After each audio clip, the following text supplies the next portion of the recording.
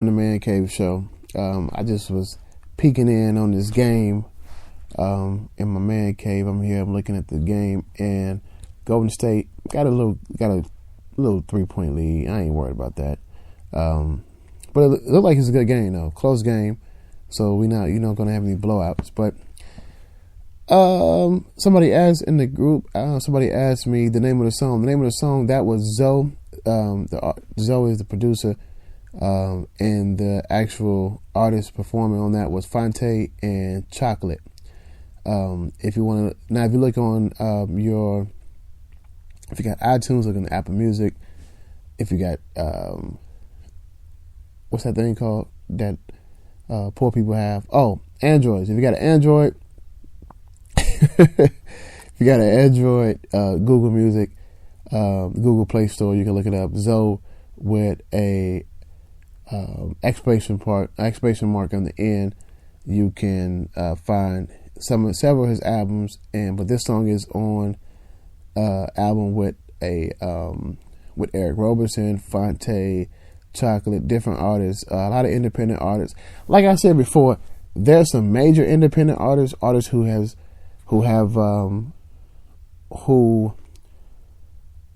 strayed away from major record labels. Definitely for several reasons. One, because be able to artistic control, and a lot of them for financial reasons. You can watch your money better. And hell, I mean, that's the biggest thing. Like a lot of artists, complain. You spending money in studio time, videos, touring. I mean, there's so much money, little nickel and diamond, I guess you could say, that adds up after a while. And if you're not producing and selling records, and I mean, you out here, you taking the L's. So a lot of these artists have gone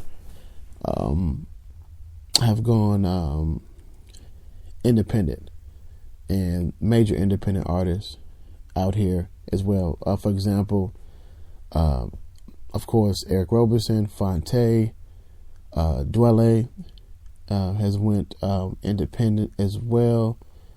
I'm trying to think what else. I think Erykah Badu is still tied into a contract. I think she is too. But a lot of these artists have gone to independency. Okay, but like I said, phone lines are open 44641. One subject we are talking about right now is the feminization and the chemicalization of black men. And I said, how do you feel? I said, do you feel like it's a hidden agenda?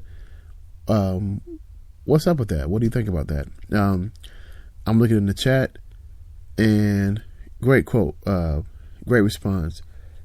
There's a plot to destroy the black family, and the best way to do that is to destroy the black man. At first, they only use prisons. Now they are testing the waters to find other ways besides prisons. I agree. Of course, throughout, time, you weaken the black man by limiting his resources and tools, etc. And you make him more dependent on the system as opposed to his family. And now it's the openness of feminization and homosexuality per se as well. And definitely it's an agenda that's getting bigger and bigger. I mean, to the point where you have, as masculine on the field, Cam Newton has been having some questionable outfits.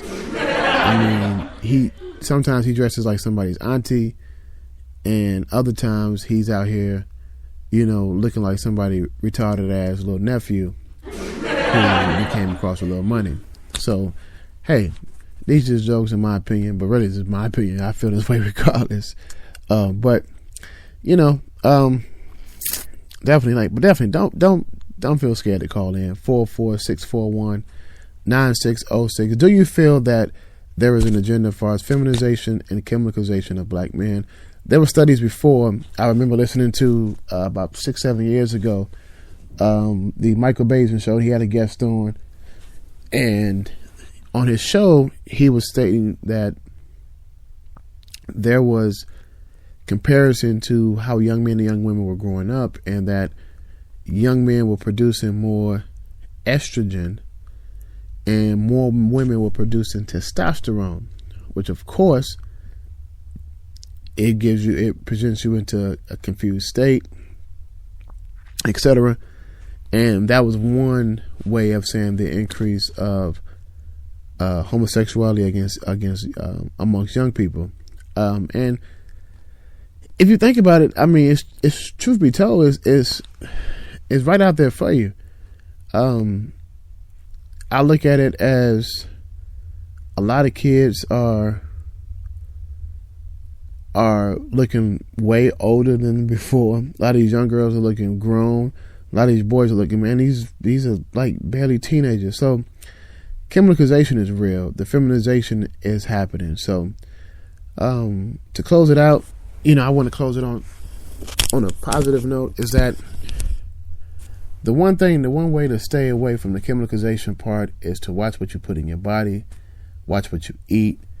The best way to do that is to, eat more home cooked food. A lot of us, and I can raise my hand, are guilty of being on the go, grabbing something to go. A lot of this processed food, processed meat, it's not good for you. A lot of it is chemical-based food, so we got to do better, as parents and as just adults on the go. Let's make healthier decisions as far as food decisions, whatever, because, for those who have kids, what you eat, your kids going to eat, etc., and a lot of that's not good look, because now you understand and see that there's an obvious agenda to continuously to feminize the black man, to weaken the black man.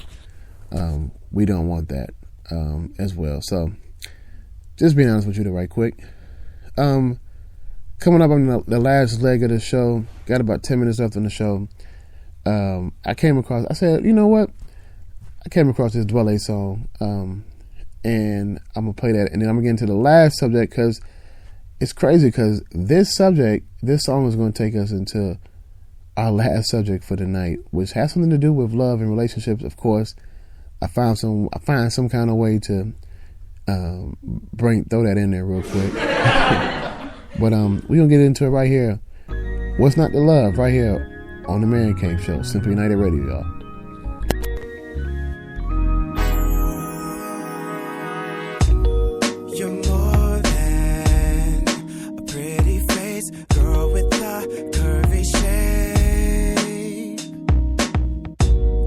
Substance, you're not shallow at all.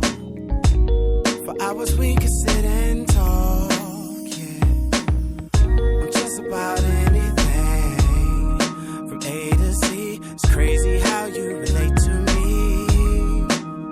Oh, girl, with you, I can always be myself. It's something that I've never felt. What's not to love about you? Every day I find more reasons to. Cause you're in a beauty that's always shining through. What's not to love about you? I love how you don't walk around with the all about me attitude. Without going hard, these chicks ain't seeing you at all. That's what I'm thinking. If you want it, you can floss it. And you're not afraid to admit when you're wrong. Better yet, what about our love making marathons? Oh, girl, it's making me wanna head straight to Tiffany's. It's like something shiny on your finger. What's not to love about you? Every day I find more reasons to. Cause you're in a beauty that's always shining through. What's not to love about you?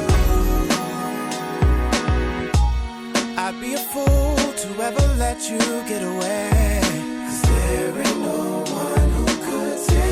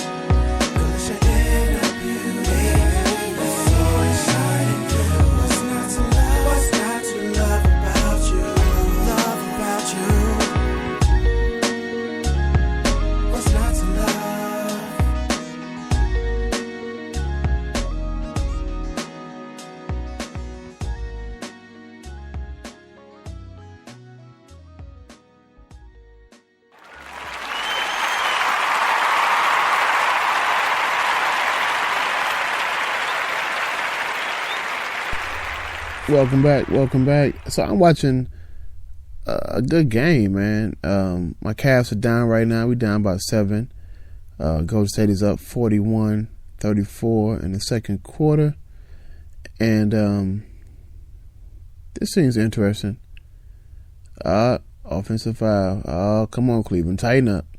All right, so let's get in the matter of our last subject for tonight.